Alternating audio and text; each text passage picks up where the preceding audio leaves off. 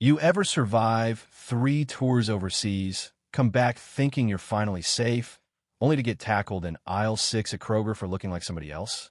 Yeah, that happened to me, Darius Kendricks, just trying to grab some almond milk and eggs on a Monday, minding my own business, earbuds in, not even playing music, just noise-canceling life out for a second.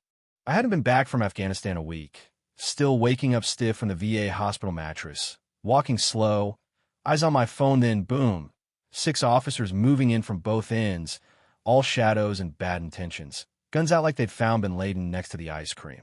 Hand where I could see. One yelled, and you better believe every muscle memory from deployment kicked into move sudden, don't reach, breathe slow. I put my phone on the shelf, hands up, tried to say, "Sir, I think you've got the wrong," but that was it. Cuffs on, tight enough to numb my hands. People froze, some lady clutching her purse. A teenager recording from the freezer like it was the world's worst reality show. Rookie cop says I matched a description robbery in Smyrna last night. I told them I live here, just got home from overseas, my military ID's in my wallet. They didn't care. Glanced at the ID, tossed it in a plastic bag, marched me out past all those faces, most of them blank, a few angry, nobody talking. In the cruiser, one officer muttered my name like he recognized it, Kendricks. But that was all. At the station, they fingerprinted me, photographed me, left my phone in the cart, my wallet bagged up with my keys. When I asked to call someone, the sergeant behind the glass barely looked a phone call, after we confirmed everything. Then the cell. No bench, no clock, just 4 cinder block walls and a smell like sour socks. I sat on the concrete, back against the wall, shut my eyes, try not to think about the old days, but there they were, dust, heat, 16 hours on a rooftop waiting for something to move, wondering if the buzzing overhead was a drone or just hornets. But this wasn't a war zone, and nobody was coming for me. Couldn't sleep, not even a minute. By sunrise, my wrists were purple. A guard brought in breakfast eggs, so dry you could patch drywall with them. Toe stepped on twice for luck. No utensils. No answer when I asked for water. Time passed at Calvi, it'd been an hour. Could have been 3 before they called me out. Same officer, same look, boredom with a badge. Interview room. 1 table, 2 chairs, a camera blinking in the corner. This detective, salt and pepper stubble, sits across. Gives me the old-school beat cop vibe, like he misses the days when you could actually trust your neighbors. "You a Marine?" he asks. "Yes, sir. Still active, just got back." "Where from?" "Helmand. Camp Dwyer. Before that, Sanjin and Kajaki." "That's real," he says. Then he slides over a grainy photo of a guy outside a liquor store, hoodie, jeans, facial hair, looks nothing like me unless you're squinting with both eyes closed. I say as much. "Honestly," he says, "I don't think so either, but the officer who cuffed you said it was close enough." He'd already put in a recommendation to release me. "I'd be out by afternoon," he promised. Yeah, right. Back in the cell, I stood instead of sitting, didn't want to let that room win. Hours later, a sergeant came, told me I was being released, no charges, clean file, just a detainment, not an arrest. She didn't answer when I asked if anyone would apologize. I walked out in a ripped t-shirt, hands aching, air outside too sharp, too bright. A young guy, maybe 20, waited outside, holding my phone. "You dropped this," he said. He'd seen the video online, figured I'd need it. His name was Reggie.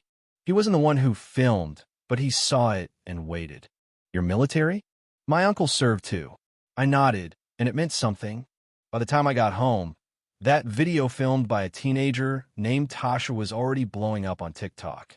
Caption: "This man was arrested at Kroger for matching a description after showing his military ID." "What are we doing?" Comments poured in. "He was calm the whole time. They didn't check his ID." "That's a Marine, WTF." People weren't just angry, they recognized the story. Too many had seen this play out, but this time it was a guy who looked tired, not violent. One of the people watching was Staff Sergeant Elijah Brookstone out at Camp Pendleton. He knew Matt trained with me, got saved by me in Helmand. He wrote a long post about what I'd done, tagged every Marine he knew, every veterans group, every journalist he could think of. The post caught fire, reached Colonel Dana Probst at Quantico, then General Raymond Stokes, head of Eastern Command, the guy who signed my Silver Star back in the day. Stokes didn't just watch the video, watched it 3 times, then called his assistant and told her to find the judge and clear his Friday schedule. I had no idea any of that was happening. I just sat at home, looking at the bruises on my wrists, listening to my mom's voicemail. Boy, what happened? I seen your face on that TikTok mess. You better call me. Don't make me fly out there. Lord help me. I almost laughed, but mostly I just sat quiet, reading the comments, wondering what would come next. Friday morning at the courthouse.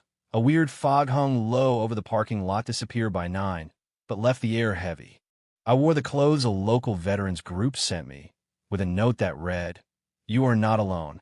The courtroom wasn't packed, but it wasn't empty or Therese with legal pads, college kids, 2 plainclothes military guys, and a woman with a press badge tapping on her phone. My public defender, Dana Russo, introduced herself in a whisper. "Sorry, this one's unusual. Your files find a blurry photo and an officer already reassigned. I won't let this ride."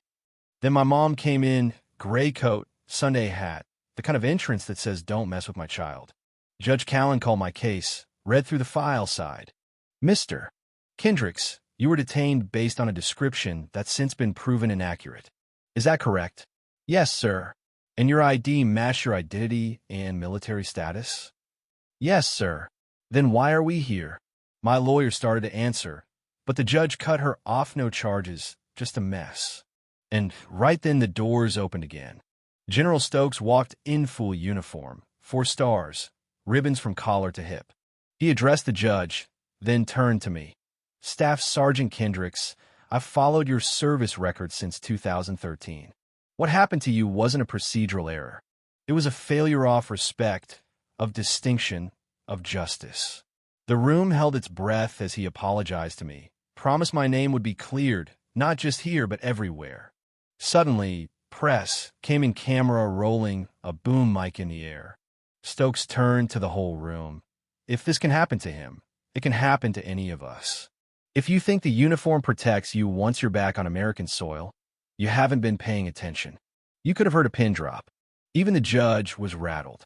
Stokes requested a formal review, paperwork already in motion.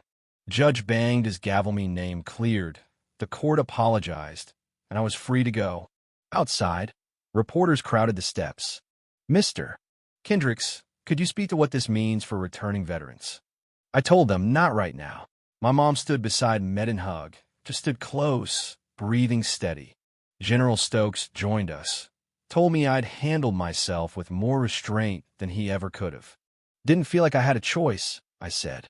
"Still mattered. People saw. People heard." I hadn't said much yet, but I was starting to realize maybe I should. Days passed, requests to speak, interview offers, messages from everywhere. I ignored them until a counselor at Hillsborough High emailed. Some of our JROTC students saw the video. Now, they're asking if military service is worth it. Would you speak to them? Nothing formal, just 20 minutes of truth. That hit me hard.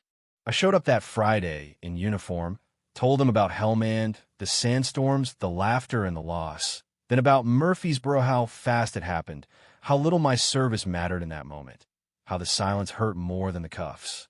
A kid up front asked, "What stopped you from snapping?" I thought about it. I wasn't just wearing my name. I was wearing yours. To every young brother who wants to be seen, every sister ignored in a boardroom, every vet who came home invisible. Another asked, "Would you still serve, knowing what happened?" I said, "Yes, but I'd serve differently. I wouldn't stay quiet about things that felt wrong." That talk went viral. National news picked up the story not with outrage, but with quiet respect. General Stokes' courtroom speech, my high school talk, got shared and debated everywhere. The Murfreesboro Police Department put the arresting officer on leave. Activists started vigils, not protests, just candles and photos of soldiers, men and women who never got their due. And the people who helped me, Reggie, Tasha, even the kid in ROTC, became part of something bigger. Tasha ended up on a youth panel, her video passing 2 million views. I kept my head down, helped my mom around the house, started volunteering at the community center. I talked to kids about discipline, about what to do when pressure builds, about not letting guilt or regret run your life. One day, a boy at the juvenile center asked if I forgave what happened. No, I told him, but I don't drag it like a chain. I carry it as a warning lead. Another kid asked how you start being better. You start by noticing the person next to you. Make sure they're seen. I recorded a video, just me in my kitchen. Didn't ask for any of this, but now that it's here, let's not waste it. Before we judge, slow down. Make the uniform mean something again. 3 million people watched it in 48 hours. But the part that stuck with me wasn't the views or the praise or the anger. It was the handwritten letters, the small gestures, the way people started looking at each other a little different.